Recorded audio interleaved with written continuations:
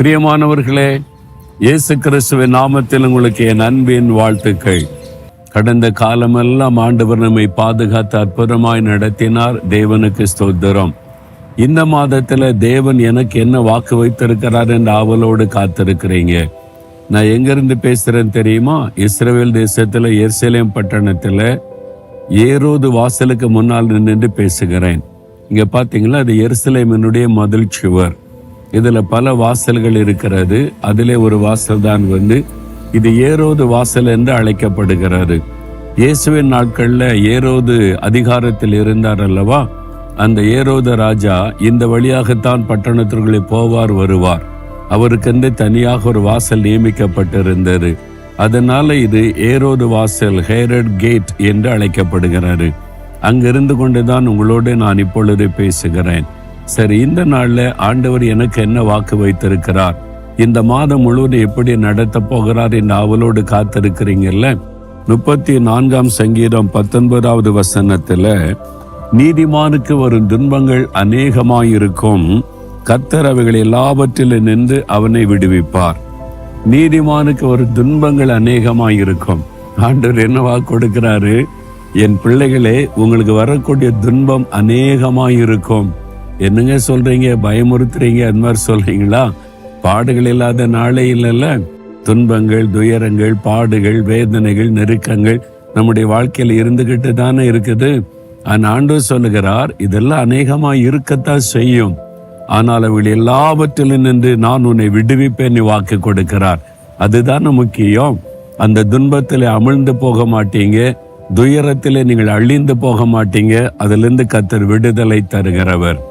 இந்த அனுபவத்தை எழுதின தாவீது ராஜா அவருடைய வாழ்க்கையில பாத்தீங்கன்னா, வனாந்தரத்தில ஓடினார். மாமனார் துரத்துகிறார் இராணுவத்தோடு அவரை அழிப்பதற்கு.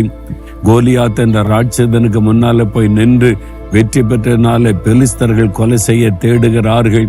ஒரு சமயத்தில் அவருடைய மகனை விரோதமாய் மாறிவிட்டான். அவ்வளவு துன்பங்கள், பாடுகள் தான்.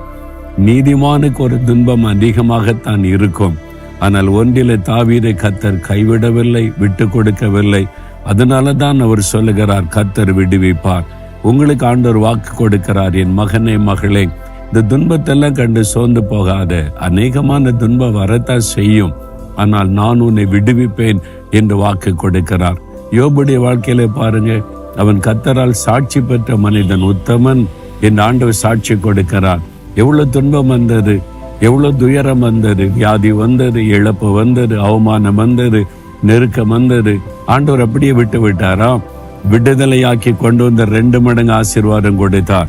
உங்க வாழ்க்கையில நீங்க இருக்கிற இடத்துல, குடும்பத்துக்குள்ள, வாழ்கிற இடத்துல, பிசினஸ்ல, ஊழியத்துல துன்பங்கள், துயரங்கள் நெருக்கி கொண்டிருக்கலாம். பயப்படாதங்க, விடுதலை உண்டு, ஜெயம் உண்டு. கர்த்தர் விடுதலை தருவேன் வாக்கு கொடுத்திருக்கிறார்.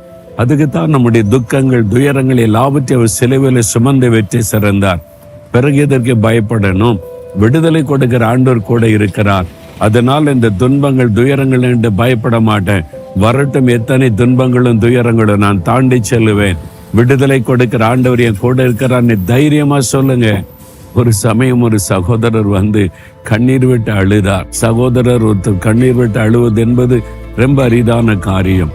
அவ்வளவு துயர, வேதனை, நெருக்க, அவமானம் சொல்லி ரொம்ப மனசு வந்து போனேன். ஆண்டவருக்கு பிரியமா தானே இருக்கிறேன், ஆண்டவருக்கு ஒப்பு கொடுத்தானே வாழ்றேன், எனக்கு இதெல்லாம் என்று சொல்லி பல கேள்விகளோடு வந்தார்.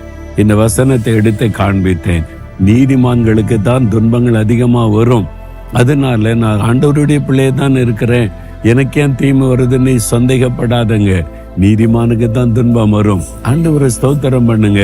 விடுதலை உண்டாகுன்னு தைரியப்படுத்தி அனுப்பினேன். சில மாதம் கழித்து அவர் வந்தபோது ரொம்ப சந்தோஷமா எல்லாத்துல இருந்து கர்த்தர் விடுதலை கொடுத்துட்டார், நான் நல்லா இருக்கிறேன்னு சொன்னார். அதுதான் இயேசு. இன்னைக்கு உங்களுக்கு வாக்கு கொடுக்கிறார், என் மகனே மகளே, துன்பம், துயரத்தை கண்டு சோர்ந்து போகாத விடுதலை உண்டு. இப்ப ஜெபிக்கலாமா? ஆண்டவரே, நீர் துன்பங்கள், துயரங்களுக்கு மத்தியிலே விடுதலை கொடுக்கிற தேவன். நீதிமானுக்கு ஒரு துன்பங்கள் அதிகமாயிருந்தாலும் நீர் விடுதலை கொடுத்து, ஜெயம் கொடுத்து, மேன்மைப்படுத்துகிற தேவன். இந்த உம்முடைய மகன், உம்முடைய மகளுக்கு விடுதலை கொடுத்து இந்த மாதத்தில் அவளை மகிழ பண்ணி, களிகுற பண்ணி, சந்தோஷப்படுத்தி ஆசீர்வதியும். இயேசுவின் நாமத்தில் ஜெபிக்கிறேன் பிதாவே. ஆமேன், ஆமேன்.